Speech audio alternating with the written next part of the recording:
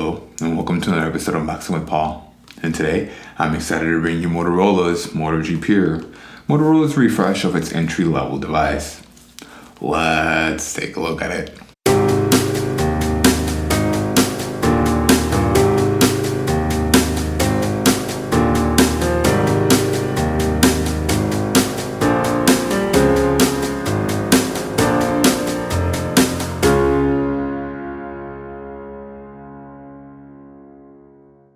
As always, Motorola's packaging is fairly nice and sturdy, considering its pricing.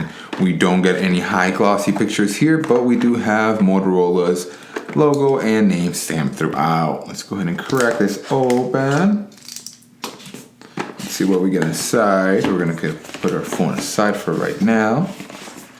Inside we got a quick start guide, terms and conditions, legal and safety. A nice SIM ejector tool, not one of those cheap twisted wire ones. And we also got a Type A to Type C USB cable, as well as Motorola's 10-watt wall adapter. I know it's a 10-watt wall adapter because it says 10 right there. No having to look for the output values. Motorola could have probably done better on that, but as you all know, it's cost cutting as this is a budget phone. Let's go ahead and put this aside. Let's see what we're dealing with here. So we can clearly see that Motorola has gone with an alternative finish. We are no longer using those bright glossy finishes that are reminiscent of, other years where everybody's just dying to have those shiny glossy phones. Here in the back we can see that we have like a wave pattern that if you can hear,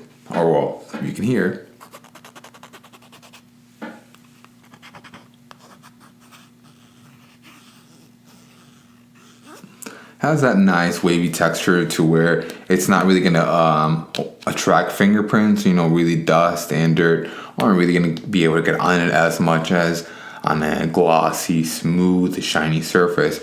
And meanwhile, we're back here. Can we just take a minute to appreciate our, they're keeping it simple with just dual cameras, a flash, as well as our fingerprint scanner. Now, for our lenses, we have a 13 megapixel wide angle as well as a 2 megapixel depth sensor for that bokeh effect. So quick and to the point, Motorola doesn't really have that, that macro lens because they know that's pretty much useless, right? And let's go ahead and flip it over. The phone itself is actually pretty nice in my opinion. We do have a 6.5-inch screen with a 720 by 1600 IPS display. And we do have the typical octa-core processor in there with 4 cores clocked in at 2.0 for those heavier power intensive tasks, and then the remaining 4 clocked in at 1.5 gigahertz for those lighter day-to-day tasks. Now we also have 32 gigabytes of storage paired to 3 gigabytes of RAM, with it supporting again also up to half a terabyte on the micro SD card, while also having dual band Wi-Fi AC, Bluetooth 5.0.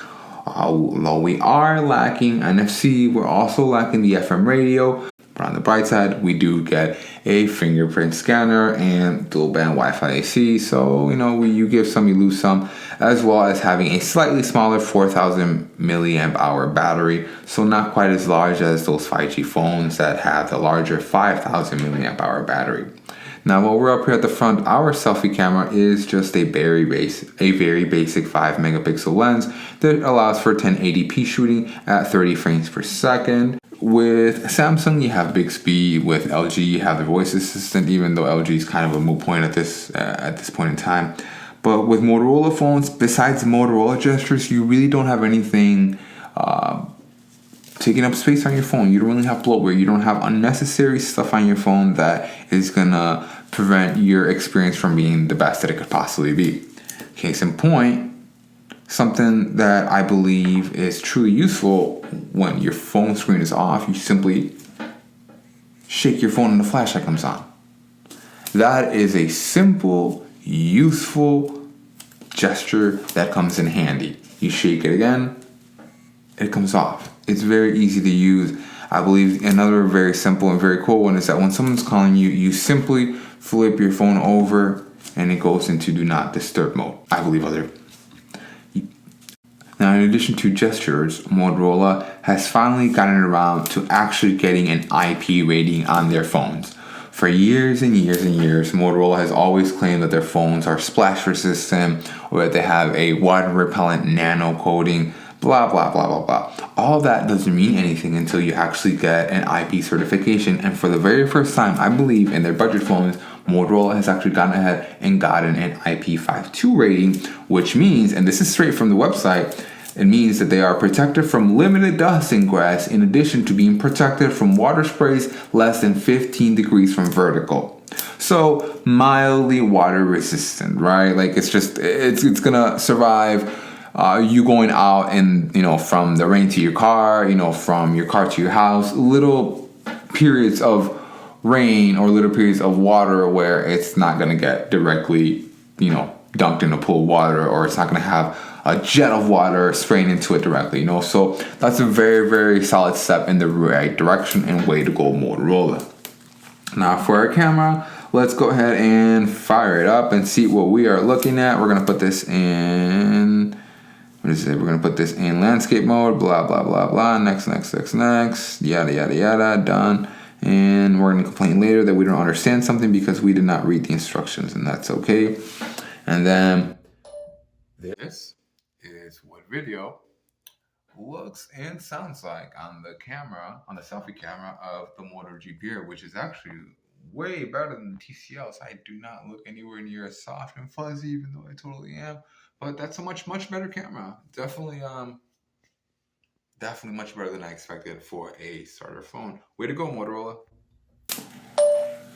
And then this is what the main camera looks like on the Moto GPR. It's alright, not the best camera, not the sharpest camera, but it is a budget device after all. Very good, Motorola. One thing I will point out is, I'm not sure if you guys heard just how much of a delay there was from the moment I pressed stop recording to the moment it actually stopped recording. It was almost a whole 3/4 of a second that it lasted. So something to be aware of is probably the underpowered processors in here, especially for recording, or especially for more power intensive tasks, right? So please make sure you subscribe. Please make sure to comment so you don't miss out on our 1,000 subscriber giveaway, where we're going to be giving out another Alcatel Joy Type 2 tablet, just like we did for our 750 subscriber special. Please go watch our Jingle Bells parody, Budget Phones. Click up here to watch it. I promise you will laugh. And as always, thanks for watching.